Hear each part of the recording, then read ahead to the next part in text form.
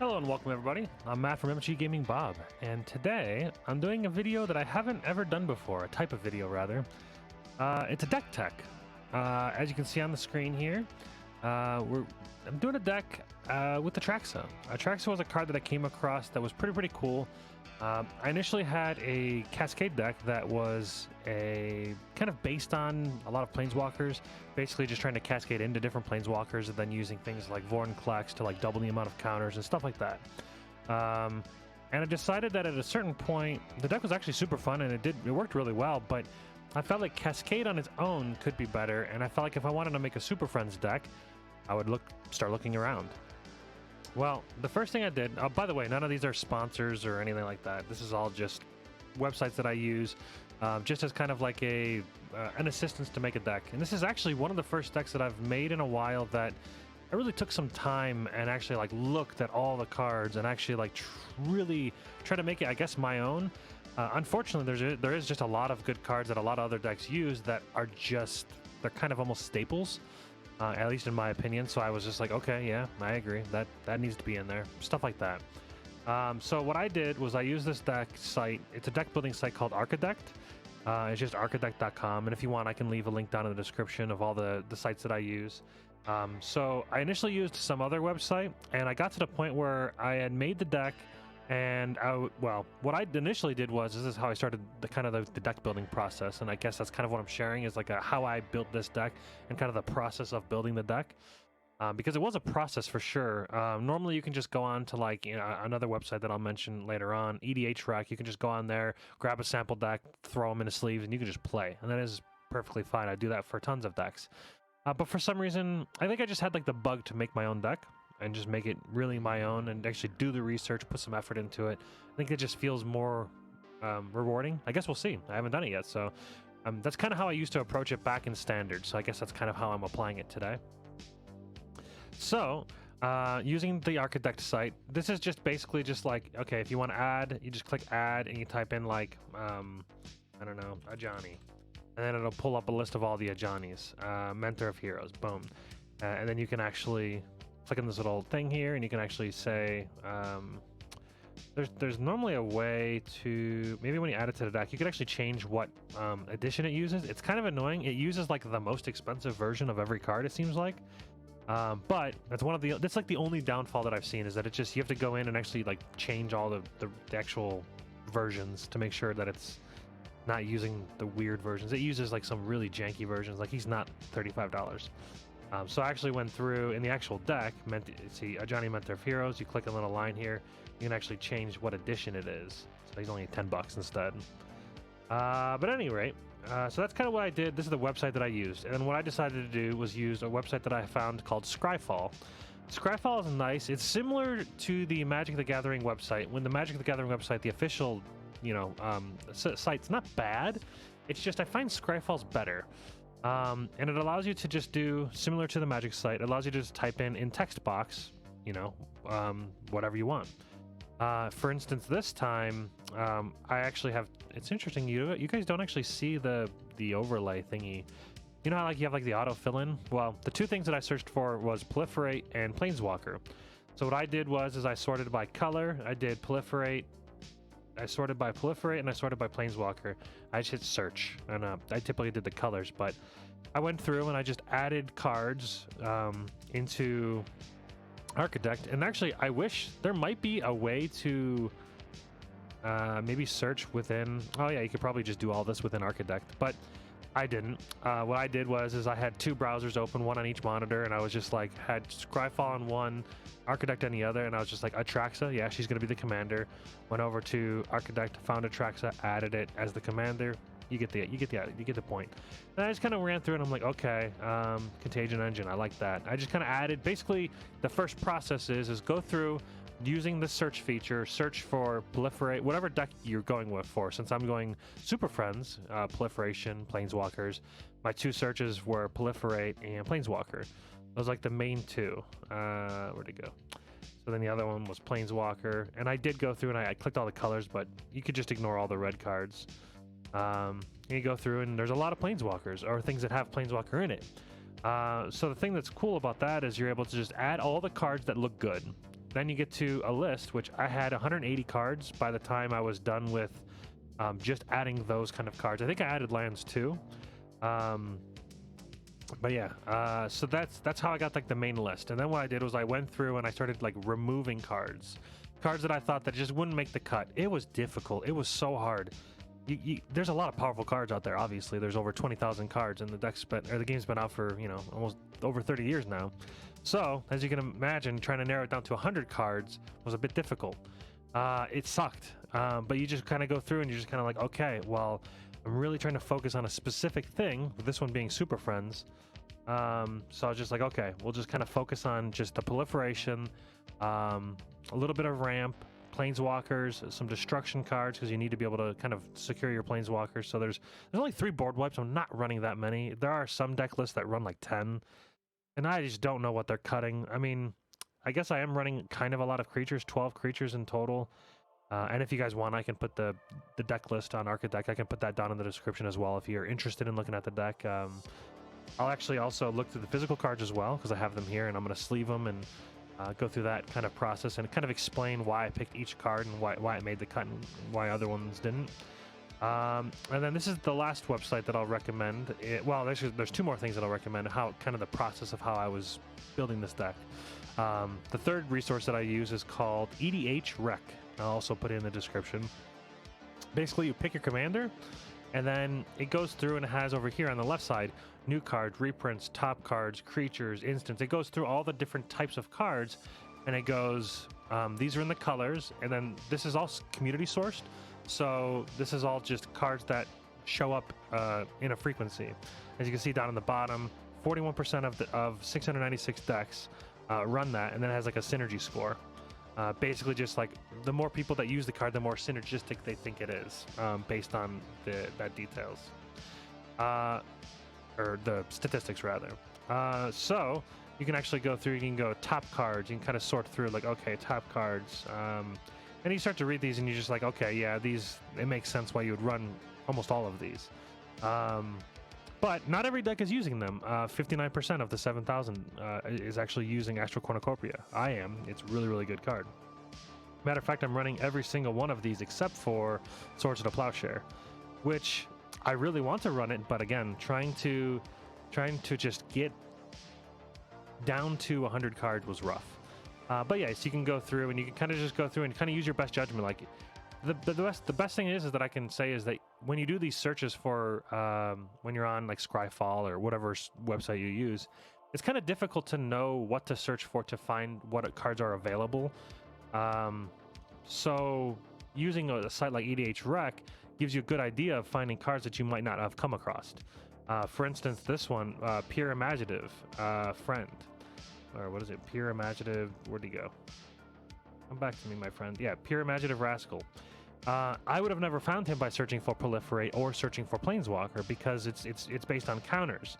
So you could go on Scryfall and look for things that say counters, but there's so many things that say counters. Like you would probably see thousands, So at the very least, hundreds and hundreds. So what I was just like, okay, well, using EDH Rec, it's a good resource to be able to kind of narrow down looking for something. So it's a good resource to use. So then, you just go through the list and you just kind of look at everything, instant sorceries, etc. And then the last resource that I was using was just YouTube videos. Kind of same thing. If you're watching this video, you're probably used to watching YouTube videos and seeing deck lists. And interestingly enough, I thought it was pretty cool how varied each deck was. Like a lot of the decks used some of the staples, but they were not all the same, which was cool. So you kind of go through, there's deck text from all kinds of different people, so you can just kind of look, and you can see that I've watched like the majority of them, at least the ones that are more recent.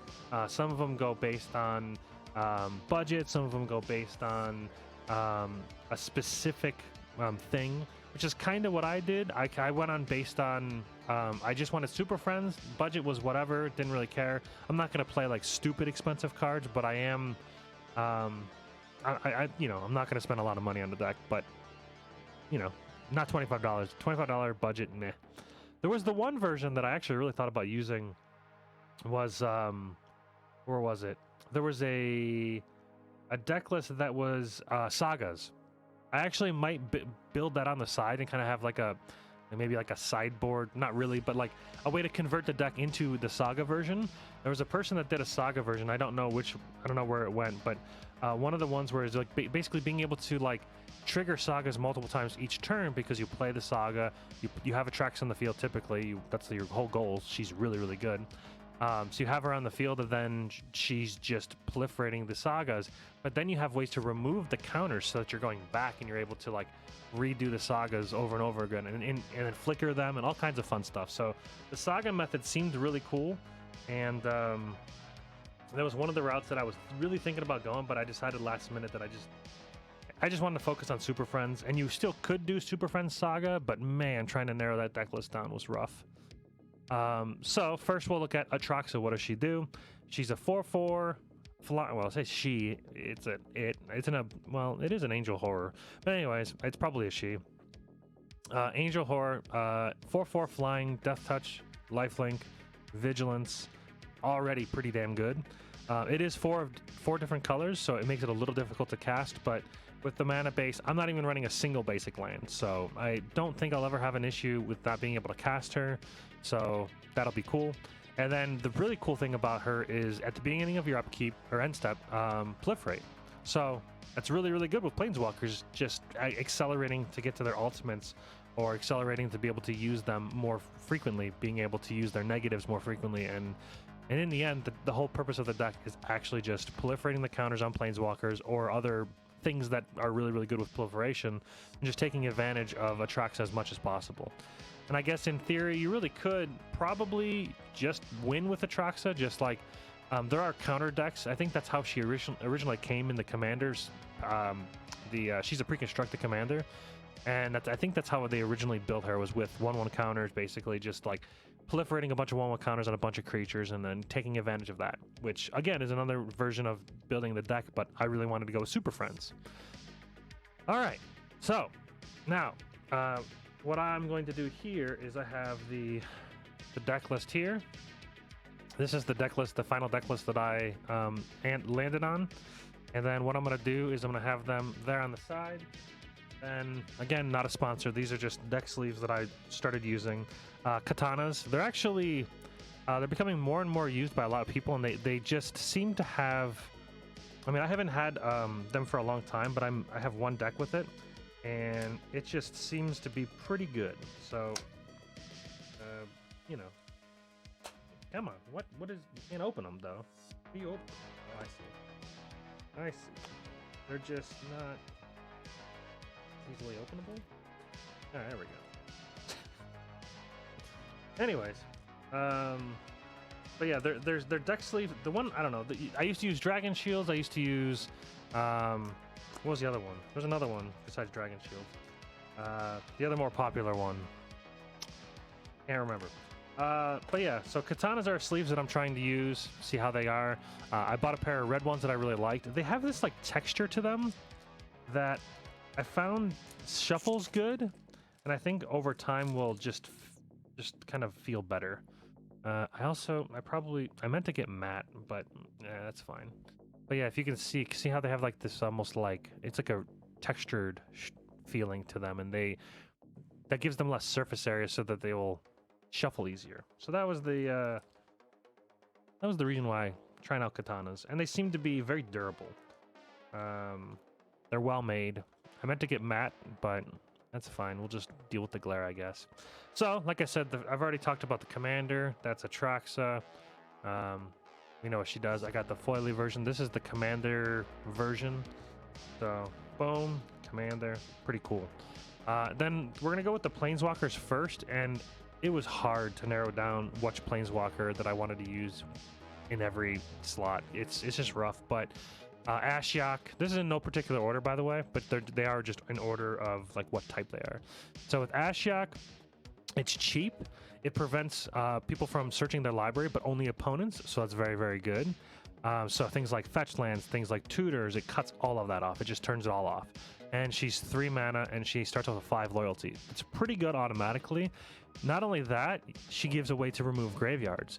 A lot of buddies' decks that I've been playing with in my group, they care about their graveyard, whether they're milling it to get their lands back to do some crazy combo, or they're just using it for there's a, I forget what commander it is, but she basically, whenever she comes into play, she gets a 1/1 counter for every tagline on the card, so every ability tag. So not every one, but like flying, death touch, lifelink, trample, all of those. And so every time she comes out, she's like a 13/13 flying, death touch, trample, lifelink, indestructible, not haste, which is good. But yeah, like all of those craziness, she'll take care of that. And it's only -1, and you're going to be able to proliferate that every turn. So you'll be able to do this every single turn. And I guess there's a very small chance of a mill strategy, a mill win with this. Not really what I want to go for, but she's mainly in here for graveyard hate. So that's why. Next one, you know, it's Oko. You guys know Oko's strong. The food tokens, whatever. The real benefit here is just turning anything into a 3/3 elk that just loses its abilities. He's just an answer for everything. He's a bit OP. The exchanging is okay as well. That's fine, but I'll probably never use it. It's probably just this middle ability here, the +1. The exchanging could be good. We'll see. But, you know, yeah, he's just strong, you know. It's just kind of an auto-inclusion. Being able to turn anything into a 3/3 elk with no abilities, I mean, is real good. The next one is Elspeth Sun's Champion. This one's really, really good because it's a board wipe on a stick, which is cool. Well, on a... Are Planeswalker sticks? I don't know. But it also gives 3/1/1 soldiers to kind of protect your Planeswalkers. So she kind of comes with her own protection. The emblem's kind of whatever. It's okay, but I think you'll rarely ever use it.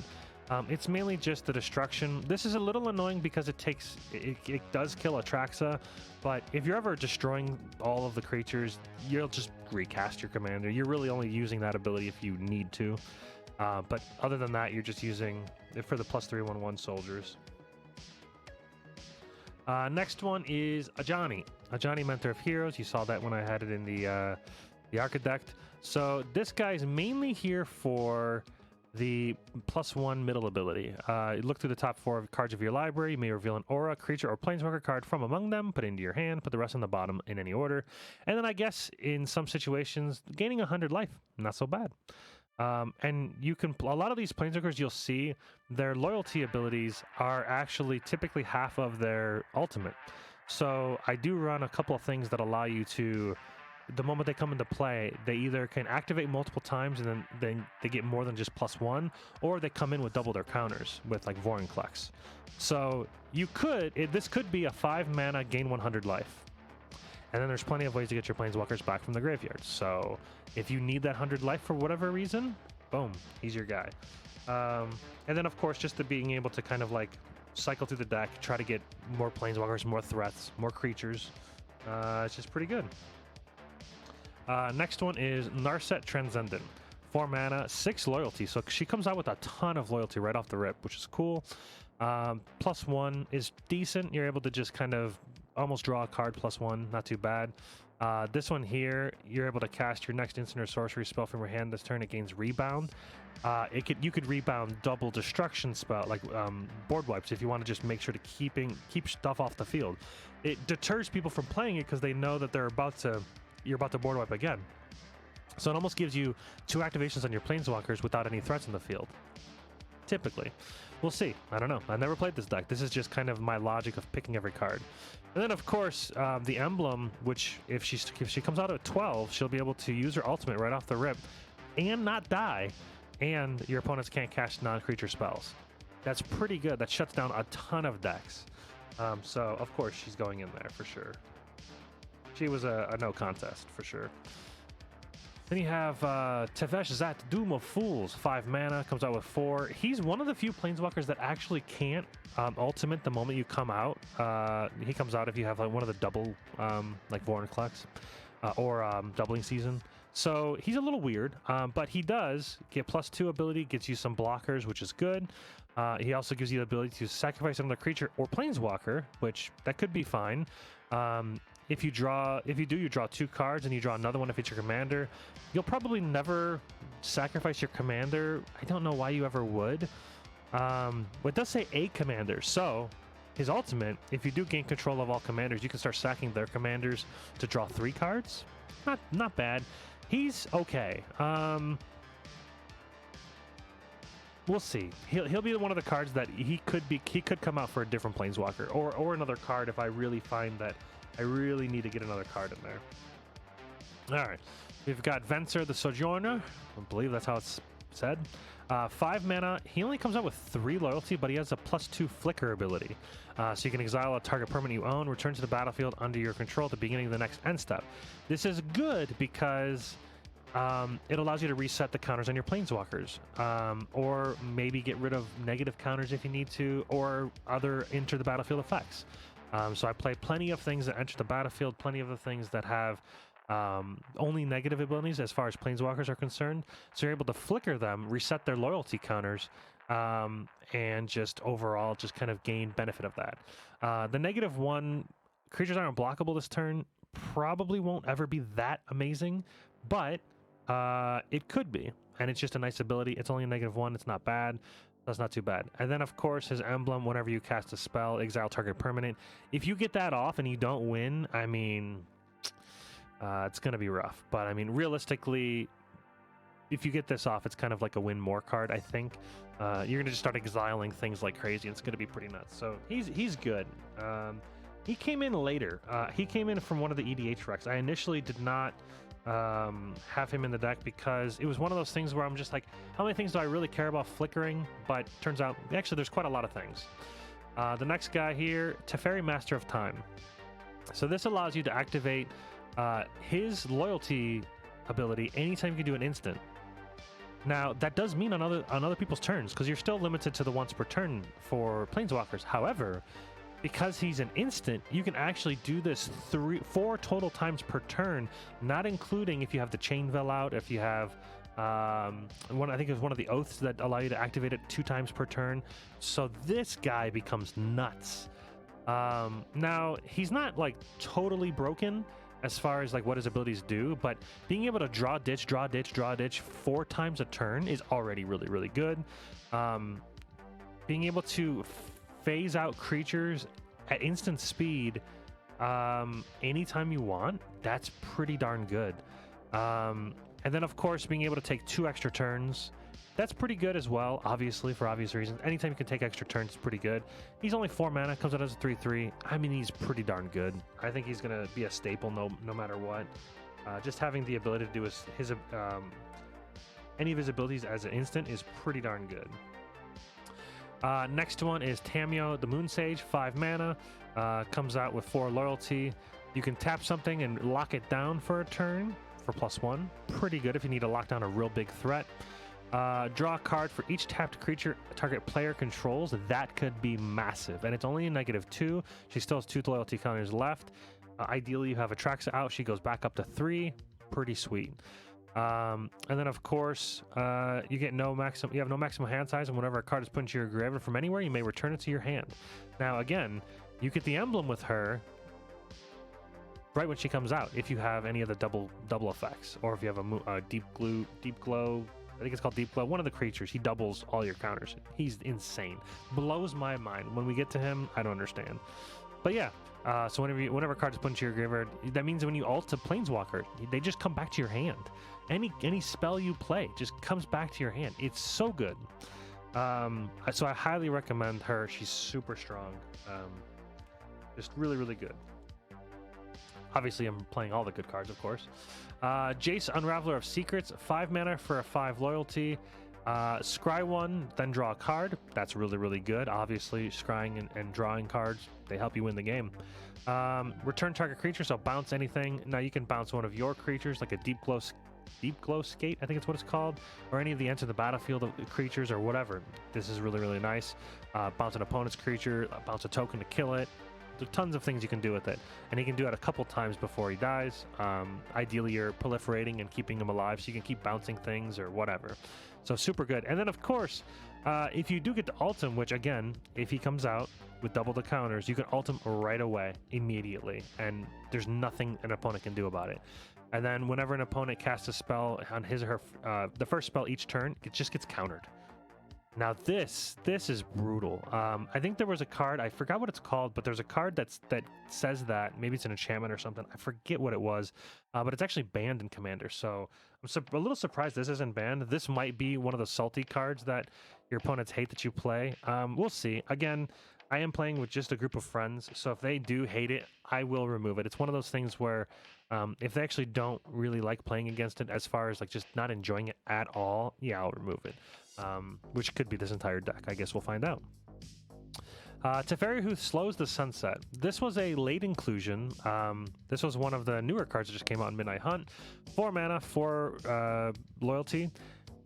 +1, choose up to 1 target artifact, up to 1 target creature, and up to 1 target land. Untap the chosen permanents you control. Tap the chosen permanents you don't control, you gain 2 life. That's pretty good for a +1. There's a lot of different things you can do with this guy. There's some combos you can do. There's just tons of good stuff. The first thing I could think of is the Chain Veil. You can tap the Chain Veil to allow yourself to be able to use your Planeswalkers twice.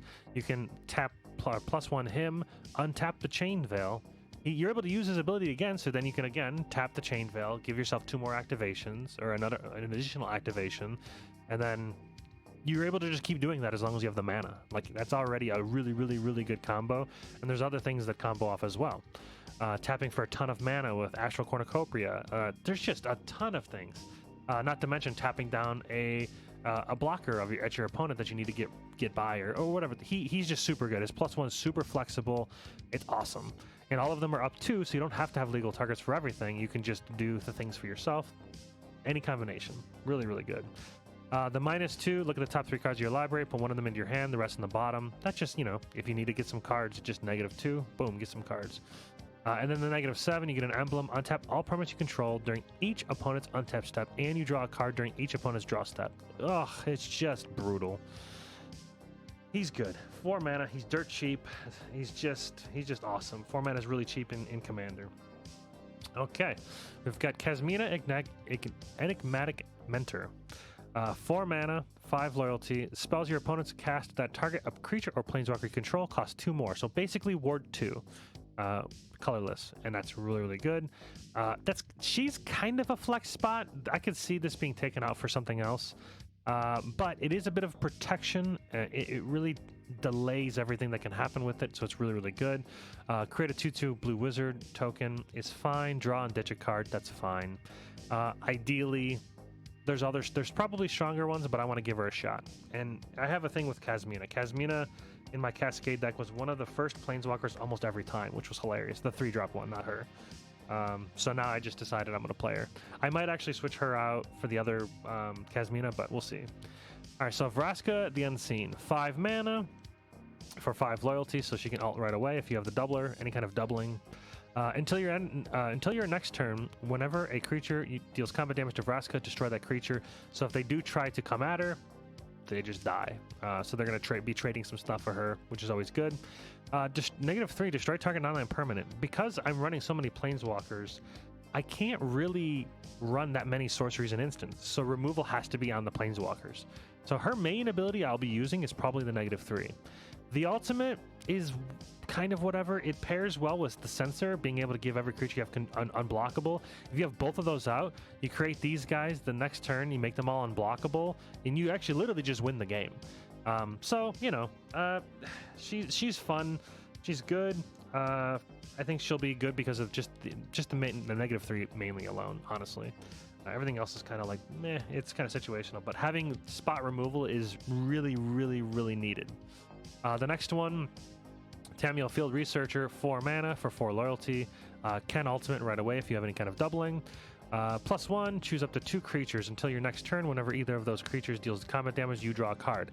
Now, this means any creature. You don't have to have those creatures. So you can put it on any of the big creatures that your opponents have, and even if they attack you, whoever they attack, you draw the card. If they deal combat damage, you just draw a card. So it's a little bit of an incentive to kind of just get a little extra card draw. Not bad.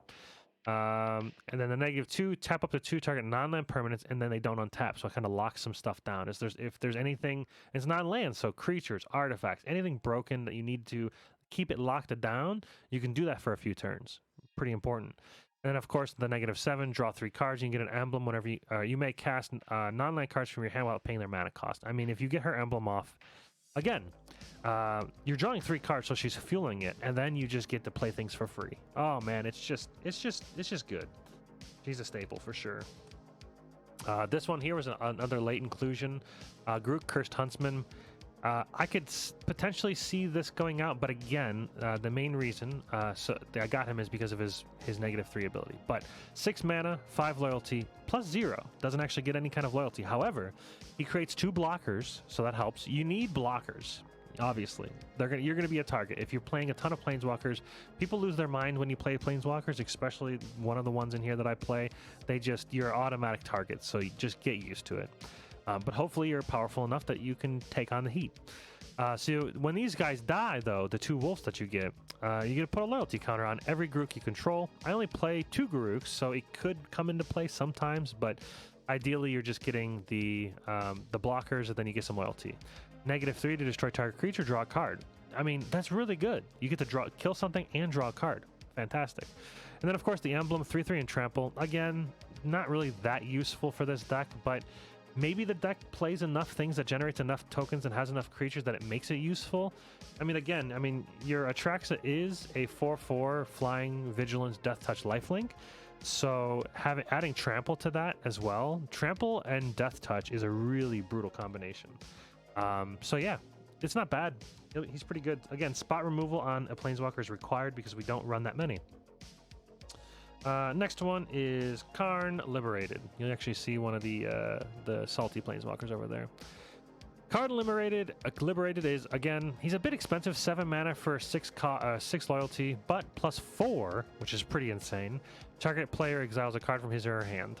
Kind of whatever, but it comes into play later on. -3, exile target permanent. That's pretty good. Even if you do his -3 every turn, if you have Atraxa on the field, you'll be able to do it 3 times before he dies. So it's 7 mana, exile 3 permanents. Not the best, but ideally you're doing better things than that as well. Then his last ability, restart the game, leaving in exile all non-aura permanent cards exiled with Karn Liberated.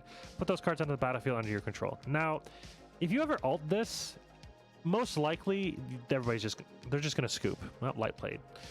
They're just gonna scoop most likely. So, you know, it's probably a just automatic win, but you know, you never know.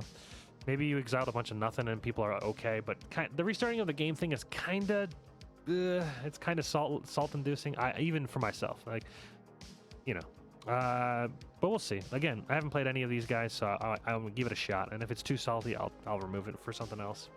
Jace the Mind Sculptor. This is probably the saltiest card in the deck, mainly because back when it was in Standard, it really just dominated the format. And I played during Standard in this, and yes, if you weren't playing anything Jace control, oof, it was rough. Also, hydrate everyone.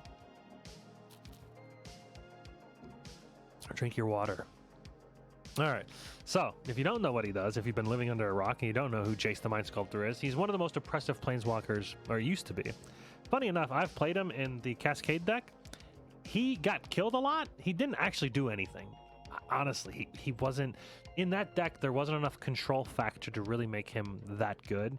So every time he got killed, I'm just like, oh, he's so powerful. He didn't really do anything. Especially when there's 3 other people that can take care of it. So in Commander, I don't think he's as strong. But the +1, you look at the top card of target player's library, they used to call it Fate Sealing. Basically, you look at the top of their deck. If you think you can do it yourself as well. If you think it's like going to help them, you put it at the bottom and you hope that the next card isn't better. Basically what you do. It's called Fate Sealing. The control decks would lock you down to enough where they're controlling you, where they have counter spells to take care of anything they can't, or that they can't deal with on the field, and then they have a Planeswalker like this that kind of keeps those threats off so that they can save their counter spells for whatever's in your hand or on the field or whatever. So yeah, Jace the Mind Sculptor, obviously massive just for that one ability alone. Obviously being able to brainstorm with +0 is very strong as well. draw 3, put 2 back on top. I used this a lot in the Cascade deck so that I could kind of load the top of the deck with what I wanted to cascade into, kind of just get a little extra value. I wasn't using it as control. I was just using it as the extra value for being able to draw 3 in, put 2 back on top, cascade through. Ideally, you'd put like a land and then a thing you want to cascade into as the top 2, because I was playing Averna, so you get to cascade the lands in. Maybe one day I'll do a deck tech on that as well. It's one of my favorite decks. The next thing is the -1. You just bounce something. Bounce a creature, any creature. Also, again, I use that in the Averna deck because I have a lot of cascade things. You can just bounce it back to your hand and then recascade. Pretty good. The -12. -12. Exile all cards from target player's library. Then that player shuffles his or her hand into his or her library. Never cast it. I never did. I never had enough. I never had 12. This deck might. But yeah, it's basically a you win the game, most likely. We'll see. Ideally, you do want to win the game. You do want to have fun, but we'll see if it's too salty. I'll just remove it from if people don't like that. Narset Parter of Veils, 3 mana for 5 loyalty. Pretty good amount of loyalty right off the rip. Each opponent can't draw more than 1 card each turn. This shuts down a ton of things, and it's only opponents. You can draw as many as you want. Very cool. -2. Look at the top 4 cards of your library. You may reveal a non-creature, non-land card from among them, put it into your hand, put the rest on the bottom in any order. Get planeswalkers and stuff like that. Very cool. Yeah, just a decent card. I'd say it shuts down so many different strategies that, like, you know, infinitely draw your deck and just play a combo. Shuts all that down. It shuts down a tons of just big draw cards and only allows them to draw their 1 card each turn. It's just very good. Garruk, Wild Speaker. This one's okay. He's basically 2 mana, maybe even less depending on what kind of mana you have out. He's okay. Being able to untap 2 lands every turn is kind of ramping, and this deck does need a little bit of ramping. It has some in it, but it's kind of situational depending on the situation. And he also does have the ability to create beasts, which probably will happen quite often. We'll see. And then the 3/3 and trample until end of turn will probably never be used, honestly, unless unless the deck just creates more tokens than I'm anticipating, and it just becomes a win con, because you can do this like within the next turn. Yeah. Mainly it's just there for ramping, though. Being able to untap 2 lands every turn is pretty good. So there's that. Kea the Inexorable. She's actually pretty awesome. So 5 mana, 5 loyalty. Again, another planeswalker that can ultimate right away if you have the ability to double them as they come in with the other 2 sources. So +1, put a ghost form counter on up to 1 target non-creature or non-token creature. It gains when this creature dies, put it into exile, return it to its owner's hand, and create a 1/1 white spirit creature token with flying.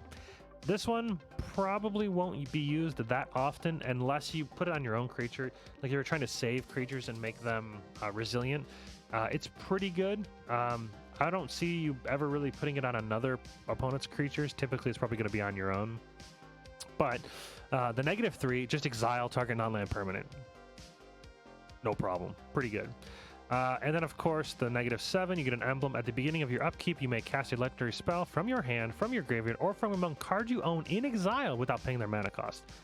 That's a really, really, really good ultimate, so that's why she's made the cut there. Teferi Temporal Archmage. 6 mana, 5 loyalty, +1. Look at the top 2 cards of your library. Put 1 into your hand and then the other one on the bottom.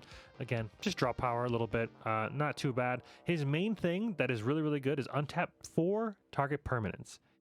A lot of the times he's just free. It's just so good. You have things like Soul Ring, Astral Cornucopia, Everflowing Chalice. Like, honestly, there's so many times where he's just going to be free, especially in this deck. In the Cascade deck, he was free a lot. He is insane. Just the -1, which is basically free every turn if you have Atraxa on the field, because you're just going to proliferate that back up, and there's tons of other sources of proliferation. It's just really, really good. The -10, you get an emblem with, you may activate loyalty abilities of planeswalkers you control on any player's turn anytime you can cast it instant. You're just going to win. If you get that ultimate off, you're just going to win. It's just really, really good. Most expensive planeswalker in the deck besides, I think, Karn, but I think it's worth it. And then, it tied with Garruk Huntsman. Unless Huntsman is 7? Maybe Huntsman's 7. E6 as well. Okay. Yeah, E6 as well. Next one, Liliana Vess. There is Liliana the Hordebreaker. I just don't want to spend the money on her, to be quite honest. It's one of the cards I actually cut because I was trying to cut cards down, and she was one of the most expensive. And yeah, I'm playing some expensive cards, but some of them are proxies, like the Karn Liberated, Jace. Those are both proxies, so it's whatever. Our group is fine with proxies, which is cool. So Liliana Vess. Target player discards a card, who cares? That's whatever. It will be used sometimes, probably, but ideally, search your library for a card, shuffle it, put it on top. You just get tutor every turn. Who doesn't want to completely control how they draw? That's pretty good. And then, of course, put all creatures from all graveyards onto the battlefield under control. She can ult right away if you have a way to double her counters. That could be a win as well. Also, I guess, now that I'm thinking about it, if you do ult her, you get a bunch of creatures from your opponent's side of the field, and then you have the couple of emblems that give you +2/2 trample, +4 trample till, or +3 trample till end of turn, stuff like that. I guess there are some situations where, yeah, you probably are going to use those abilities if you combo some things off. It's pretty cool. Obnixilis Reignited, 5 mana for 5 loyalty. The typical black thing, you draw a card, you lose a life. Funny enough, actually, there's a cool little thing my buddy told me about. Apparently, this Jace Unraveler of Secrets is exactly the same. They're like they're opposites of each other. So instead of this, like the way blue works, you scry one, draw a card. The way black typically works, you draw one, lose a life. Destroy target creature versus bounce a creature, and then the emblem, whenever a player draws a card, you lose 2 life. You can target somebody. I guess the emblem really isn't. I guess they're similar. I don't know, but that's what a buddy told me about it. They're being similar in just like, I think each one of them has the same ability. Like each color is like themed around what the color is themed to do. But yeah, he's mainly just here for the destroy, the draw. The emblem's kind of whatever. Honestly, it's not that great. But you know, whenever they draw a card, they lose a life or 2 life. It's okay. It's mainly just the creature removal is important, and then a little bit of draw power is important. Then you have Vraska Relic Seeker. Again, this was a later inclusion. This is pretty interesting.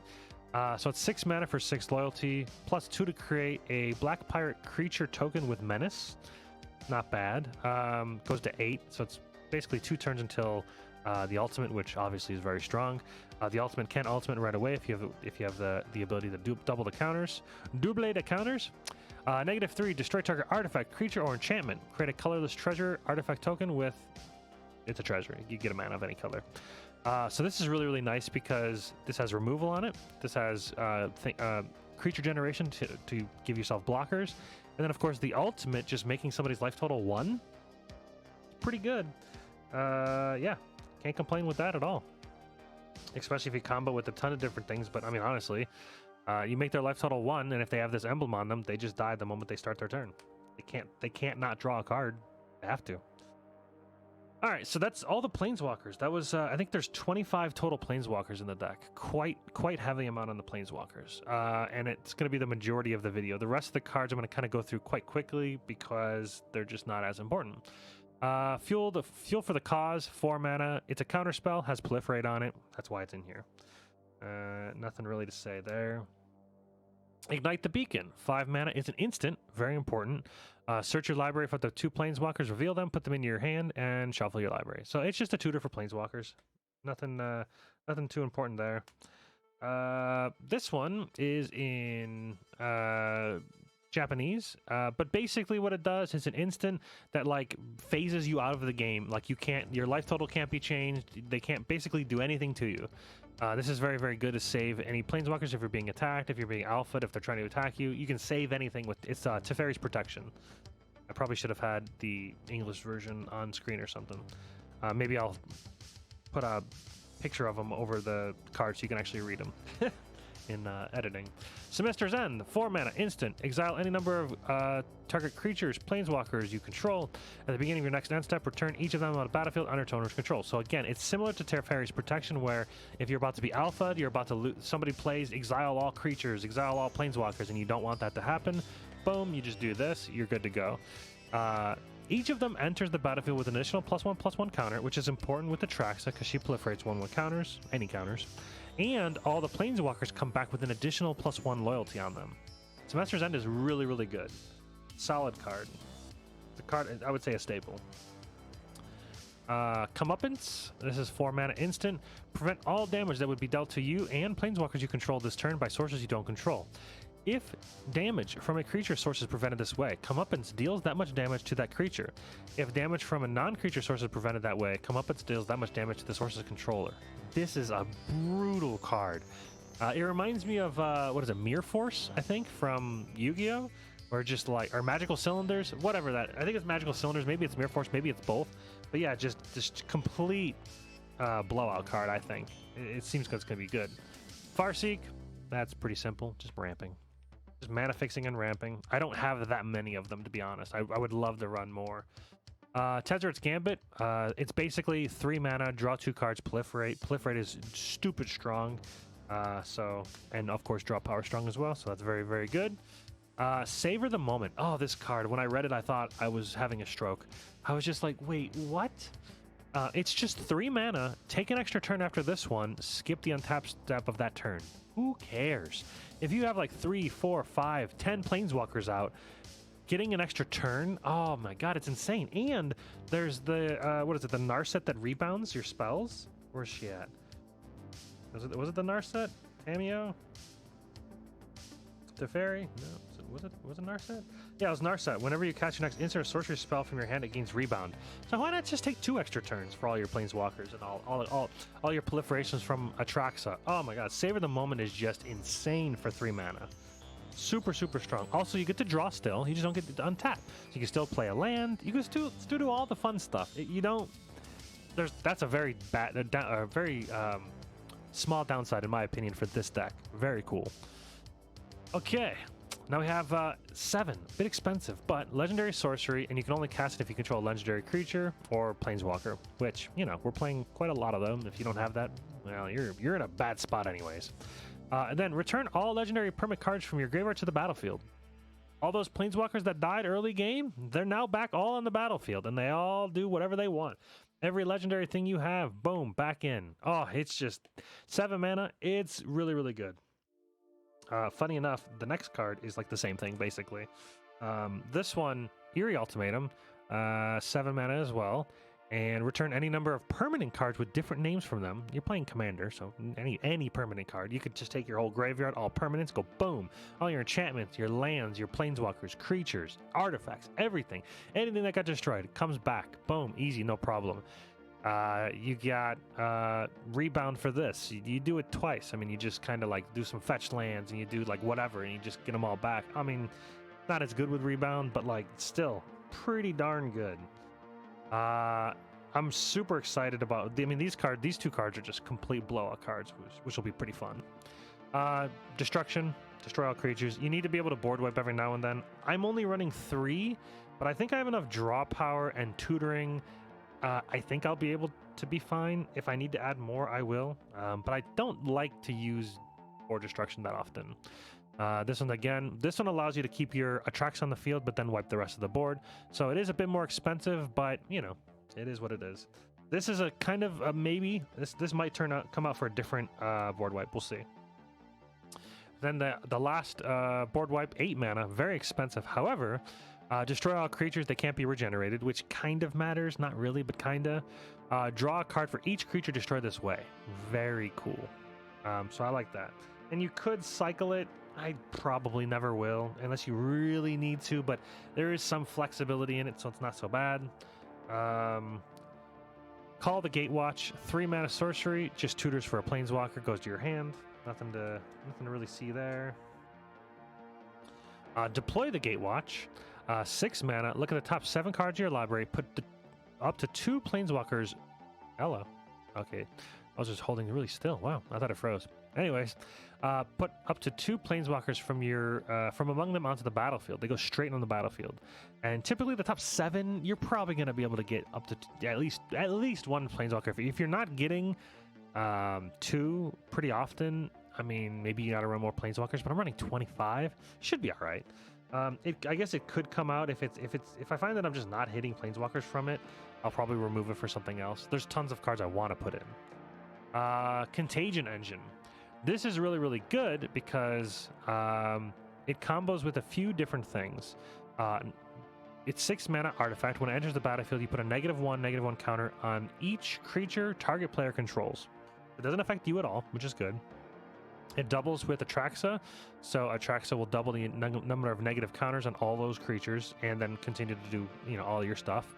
Then of course, pay 4 mana, tap it, proliferate, then proliferate again. So in theory, this could come out, put a -1 counter on everything. If you have 10 mana, which isn't too unrealistic, you tap it, they have -3 on everything that player controls. You end your turn, they're now -4. And of course, you're still proliferating your planeswalkers and all that kind of stuff. So this is a super good one. Contagion Clasp was in the 180 or 190 cards that I had, in the cards that I wanted to run.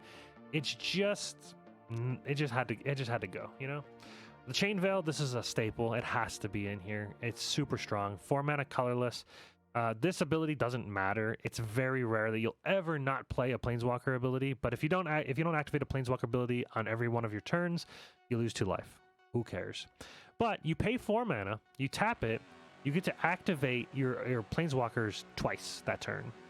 It's just good. It's a staple. It has to be in there. All right, now we're moving into the mana rocks, I think. All right, so Astra Cornucopia. This looks crazy and it looks like bad. 3 triple X, man. Wow, this is not allowed to be on YouTube. How are you talking about triple X? But in this, just work with me. So, you pay 3 mana. Okay, so comes to the battlefield with X/1/1 counters on it. So 1/1/1, 3 mana. Okay, so it's basically just Chromatic Lantern or any other 3-drop that taps for any color. Choose a color. Add 1 mana of that color to your mana pool for each charge counter on Astra Cornucopia. Great. So it's at the bare minimum as good as Chromatic Lantern, Commander Sphere. Maybe not as good as Commander Sphere because it draws, but if you have Atraxa on the field, guess what? You proliferate. Now it taps for 2. And then, of course, you're playing a proliferation deck, so this is going to just keep doubling, or not doubling, but it's going to just continue to get tons of counters. So the deck needs ramp because it can be a little slow. From what I understand from the videos that I've watched, if you're getting focused down very quickly, you're just going to die. So you need a little bit of ramp to kind of keep up with everybody else. Chromatic Lantern, this one's a pretty simple one. It just allows you to just tap your mana for any color, and it's a 4-color deck. This is a staple. Anything with 3 or more colors, I feel like this should be in every single commander deck. It should just be a staple in every commander deck if it has 3 colors or more, personally. Crystalline Crawler, pretty cool card. 4 colorless. Artifact creature, 1/1. Not that great, but Converge. So he enters the battlefield with a 1/1 counter on it for each color of mana spent to cast it. So he's going to get 4 1/1 counters, so now it's a 4 mana 5/5. That's pretty good-ish, not really, but eh. However, remove a 1/1 counter from him, add 1 mana of any color to your mana pool. There's no activation cost besides just removing a 1/1 counter. And he has tap, put a 1/1 counter on himself. This is insane. I wanted to run Pentet Prism, I think is what it's called, which has Sunburst, and then it allows you to pull a counter off of it, and then you can proliferate the counter over and over again. He's the same thing, basically, but more expensive, and you can continue to put the counters on it yourself, and Atraxa can proliferate it, and everything else can proliferate it. You can double the counters on him. I think he's just fantastic. Somebody had made the argument that he wasn't very good because it competed with the Atraxa. And I was like, no, it doesn't, because you play the Crystalline Crawler, you remove the 4 counters, you cast your Planeswalker, or you cast your Commander. And then the next turn he taps, he gets a counter on him, Atraxa proliferates it, you have 2 mana. He's a staple, I think. He's pretty good. We'll see how it is in play, but I think he's great. So Everflowing Chalice, pretty simple. You can pay 2 mana, he gets a counter. It taps for colorless. But then, of course, you're trying to proliferate it. And then if you have a ton of mana, you can get more counters on it to then proliferate it to then continue to ramp. That's it. Just ramping. Arcane Signet. This is just a staple. Has to be in there. Just for mana ramp. Soul Ring, again, staple. Has to be in there. Mana ramp. Replicating Ring. This card is awesome. I love this card. So it's just 3 mana. Add 1 mana of any color. Already pretty decent. At the beginning of your upkeep, you put a night counter on Replicating Ring. Then, if it has 8 or more night counters on it, remove all of them and create 8 colorless snow artifact tokens named Replicating Ring with add 1 mana of any color. So, it's going to be pretty easy, I think, to do it, but you get 8 of these. You just get 8 mana. 8 artifacts to tap for add 1 mana of any color. I mean, I feel like it's going to be pretty easy to do. I mean, especially in this deck. So again, I think another staple, and it just looks really cool. It's a snow artifact. It's just aesthetically pleasing, and who doesn't want to put like 9 copies or 8 copies of a token on the field? It's gonna be cool. All right, now we're on creatures. Jiru, who opens with eyes open, 5 mana for a 4/3 vigilance. When he enters the battlefield, you can search your library for a planeswalker, put it into your hand. Pretty good. Also, if a source would deal damage to a planeswalker control, prevent 1 of that damage. Pretty solid. I thought about cutting him a couple times, but the fact that it's a tutor and you're able to prevent damage to each of your planeswalkers is pretty important. I think he has to stay. And it's a 4/3 body, vigilance, not too bad, as I just dump like the majority of the sleeves on the ground. 1 second. Ah!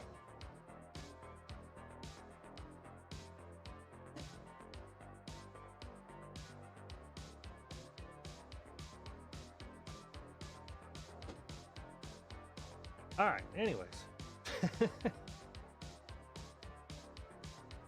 Now that we got the sleeves situated, oh, they're going to be every which way direction. Anyways, so again, a pretty good staple, I would say. Next we have Flux Channeler. Anytime you cast a non-creature spell, you proliferate. There's a ton of non-creature spells. Every planeswalker, every sorcery, every non-creature. Pretty great. 2/2 body, not the greatest, but still, I think still worth it. Then you have Vorinclex. This is one of the things that I was saying earlier. So the way he works is every time you play a planeswalker with him on the field, it doubles those counters. It does not double the number of counters that are cast or are placed on the planeswalker when you use their abilities. It's like an activation cost, and it just doesn't count. Pretty stupid, I think, but that's just kind of how it works. So if he's on the field, you cast any planeswalker, they come into the battlefield with double. Very good. And he also combos with a ton of other things in the deck, so very cool. Chalet, Voice of Plenty, 4 mana for a 3/4 flyer, decent. Planeswalkers you control and other creatures you control have hexproof. I mean, it's protection. You need it.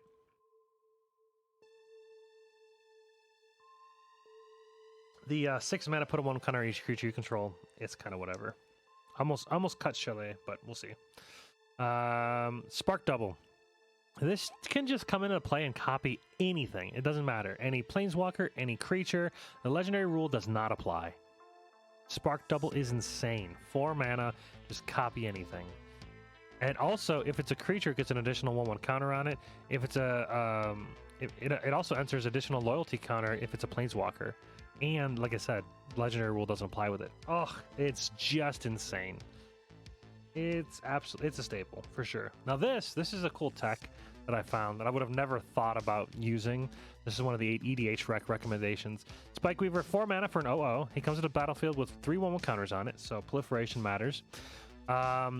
You could pay 2 to remove a counter, put a counter on target creature. Probably won't use it that often. The biggest thing is just pay 1 colorless, remove a 1/1 counter from him. He comes into play with 3 already.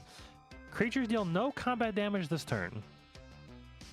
Who doesn't want a Fog on a Stick for your planeswalkers? Protect them, you know? So Spike Weaver's pretty cool. Captain Sisay, 4 mana, 2/2 legendary creature. Tap it. Search your library for a legend or legendary card, reveal that card, put it in your hand, shuffle your library. A tutor on a stick? Hello? 100% a staple. Just, it has to be a staple. This is the card that I want to run because I owned it and I had the retro version of it.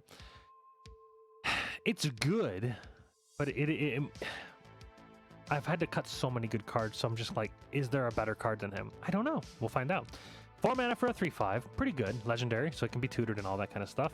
Whenever he enters the battlefield or a planeswalker controlled dies, look at the top 7 cards of your library. You may reveal a planeswalker card from among them, put it into your hand. Put the rest on the bottom in a random order. Planeswalkers you control activate cost an additional +1 to activate. That means that Anything that's a 0 is now a +1. Anything that's a -1 is a 0, and if it's a -2, it's only a -1. It's just fantastic. So it kind of adjusts all of the loyalty costs of your planeswalkers in a really good way. Pretty cool card. I think it's not necessarily a staple, but it might be. It's very strong. Evolution Sage. I need to run more fetch lands. Honestly, I don't have any. I don't have enough. I only have 6, so I need to get. I think you can run a total of 11. With Evolution Sage, I'm gonna want to run 11. But yeah, landfall, proliferate all those counters. 3 mana, 3/2. Nothing amazing on a body. I wish it was a 2/3 to be quite honest. But still, Evolution Sage is a must. Now this card, I mentioned it earlier a little bit. How is this a $2 card? I don't get it. I don't understand. Deep Glow Skate. 5 mana for a 3/3 fish. Whatever. When it enters the battlefield, double the number of each kind of counter on any of target permanents.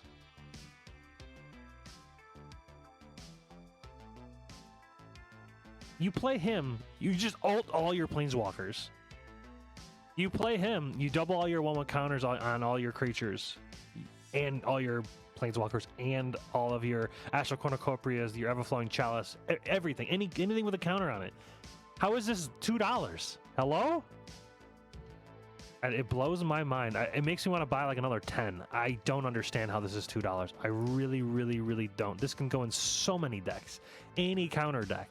This thing's just insane. So yeah, I don't know. Of course, it's staying in the deck for sure. It is a staple 100%. Sagas, kind of okay for sagas, but you know, just good. All right, Oath of Nissa.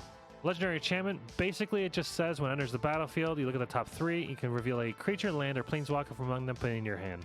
Put the rest on the bottom. The biggest thing on here is that you may spend mana as any color for your planeswalkers. That's important.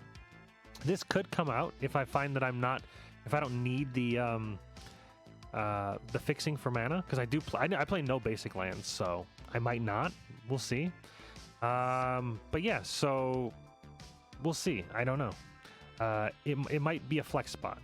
That's kind of one. Now, it does allow you to flicker it with like Teferi and any other Censor.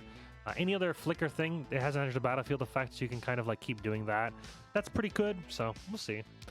Oath of Teferi is busted. It's basically Chain Veil on an enchantment. And when it enters the battlefield, you can flicker something, any permanent. It's really good. Being able to activate your planeswalkers twice a turn with no downside at all, no mana cost, 5 mana, hello? Yeah, you run it. Very strong. Definitely recommend in any deck. Inexorable Tide, 5 mana for an enchantment. Whenever you cast a spell, doesn't matter what it is, proliferate. Oof, very strong. Definitely a staple for sure. Now, Dueling Grounds. This is one I came across on EDH Rec. Very cool. 3 mana enchantment. No more than one creature may block or may attack each turn and block each turn. That's very strong. When you don't, I only run 12 creatures. And if I ever need to, I can like destroy my own enchantment if I need to alpha and attack it back or whatever. But being able to like really limit the number of attackers and blockers each turn is super strong. So yeah, very good inclusion. Really helps you buy time for a board wipe or whatever. And just super strong. Doubling Season, again, you know, it's a staple for the deck. It doubles that. It's the same as Vorinclex. It works the exact same way. I don't think it works any different. So, super strong. I already mentioned Vorinclex. Hello. Definitely worth going in there. Oath of Gideon. This is the last card before the lands, and the lands will be quick. So, Oath of Gideon, 3 mana legendary enchantment. When it enters the battlefield, you put 2 1/1 allies in the battlefield. Very good because it is a blocking generator.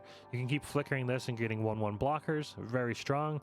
Each planeswalker you control enters the battlefield with additional +1 counter on it. Again, another plus with having being able to flicker things, because you can get additional counters. Kind of start stacking the amount of counters you get on everything. Just a very strong card. I think this will stay. I think it's a good staple. Then you have Gemstone Mine.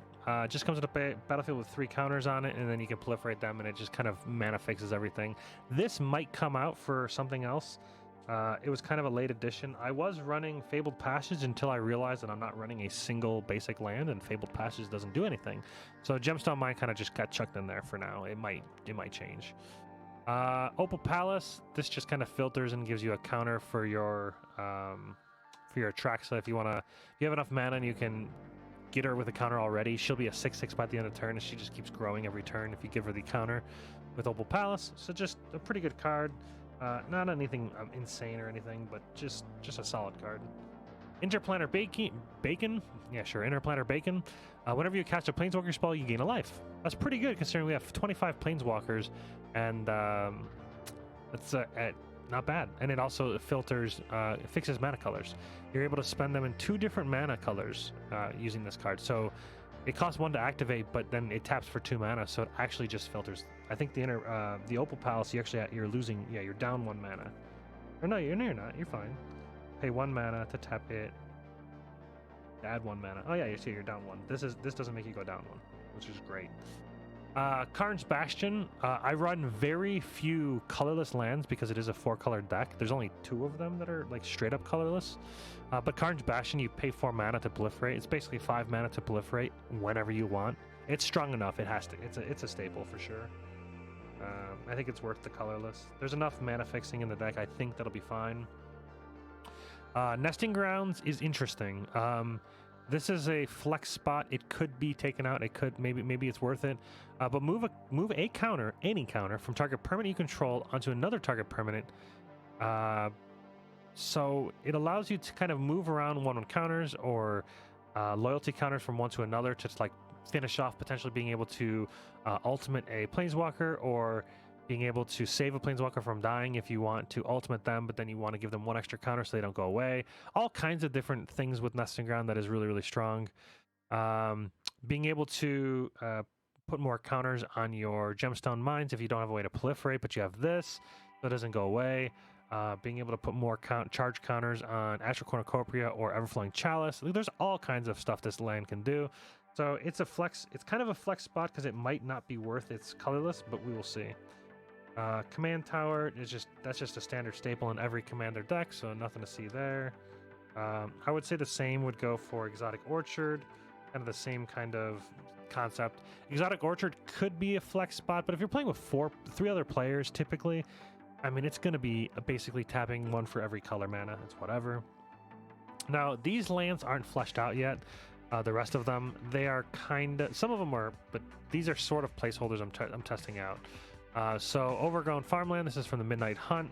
I don't like any land that comes into play tapped, and I might remove these for fetch lands, so we'll see. But I'm running the suite of them. I think there's 4 of them. Running every one I can play. Oh, this isn't the right card. This is supposed to be in my other deck. I don't run green.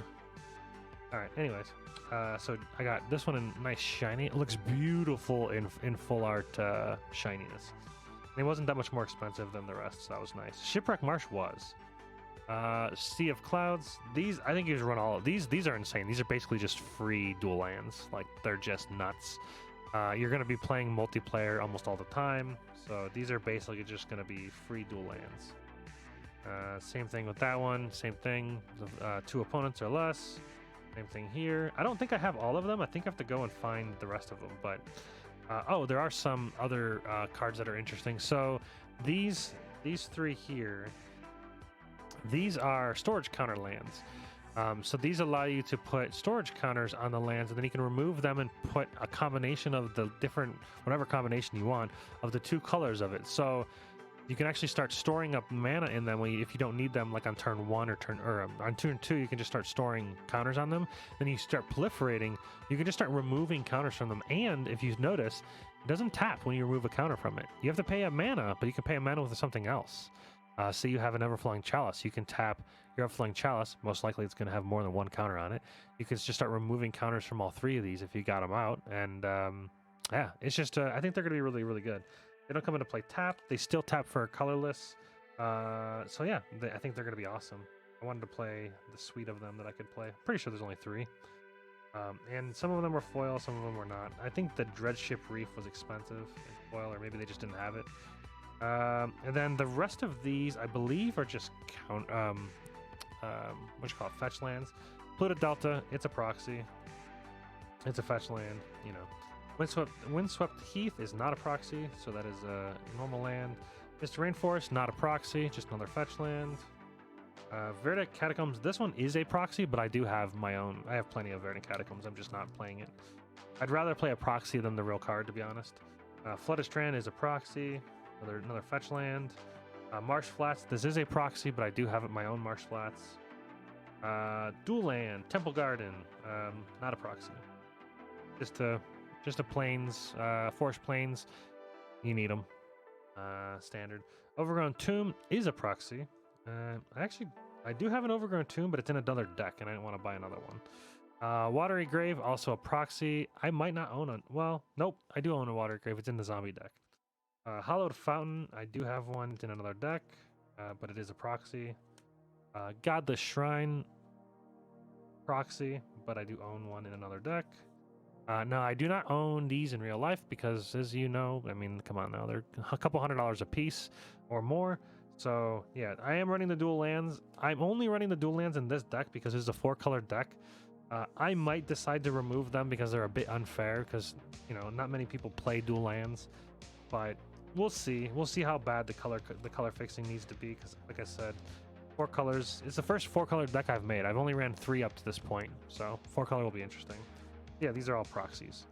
Then last 2 cards, the Triome lands. Triome lands are really, really good. I do not like that they come into play tapped. However, they do have the tags for Swamp Forest Island, which means you can fetch land for them. That makes them not that bad. It makes them very good. And then, of course, if you draw them late on, they have cycling. So that's not so bad. Well, that wraps up the deck tech. And hope you guys enjoyed. If you have any questions, feel free to put it down in the description below. I might be at 99, but Katana might just give 101. I'm not 100% sure. It says 100 on them, but I'll have to go through and double. Oh, that's right, because I took out the Rock Veil, which was supposed to be on the other deck. So I have a flex spot. That's awesome. There's probably a card I'm missing in my stack over here. I think I took out... Oh, yeah, that's right. I think I was going to put in Kasmina. Boom, there we go. Now we have our 100. Although I think I'm maybe a light on a land. Nah, we'll figure it out later. But yeah. So thanks for joining, everyone. Hope you guys enjoyed. Like I said, if you have any comments or anything, put it down in the comments below. I do read every comment. And thanks for spending your time with me. I'm going to put all the links of all the resources that I had down below, as well as the deck tech list. And then I'm also going to try to follow up with this. I haven't played it yet, obviously. I'm just now sleeving it. But this Thursday, I should be able to play with a group of my friends, and I'll let you know how it does. Maybe I'll wait like a week or two until I kind of figure out how good it's working and give an update if I've added any cards or removed any cards, or just do a quick update. Because this video is an hour and 12 minutes, so if you made it this long, awesome. Thank you. Well, until next time, see you later, guys.